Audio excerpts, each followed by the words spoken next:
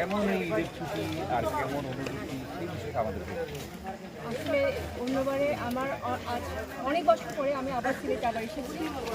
আমি যখন inter first year ছিলাম তখন লাস্ট আমি এসেছিলাম, এখন আবার অনেক বছর পরে আবার সিলেটে আসলাম।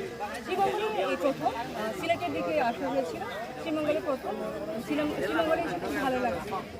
লাওয়াশের উদ্যানে এসে আরও বেশি ভালো লাগছে, আর আপনাদের সাথে দেখা হয়ে আরও বেশি ভালো লাগছে।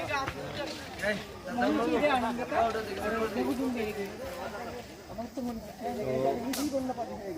এই মৌলভীবাজারের কোন কোন স্পটগুলো আপনি ঘুরেছেন আর কেমন লেগেছে? অনেক ভালো লেগেছে। আমরা আজ সিলেটের উদ্দেশ্যে রওনা দিব। আমরা ভোরে এসে পৌঁছেছি শ্রীমঙ্গলে। আজ শ্রীমঙ্গলের অনেক জায়গায় আমরা ঘুরে দেখেছি। আমরা রাতে সিলেটের উদ্দেশ্যে রওনা দিয়ে সিলেটের আর যেসব স্পটগুলো আছে ওগুলো ঘুরে দেখেছি।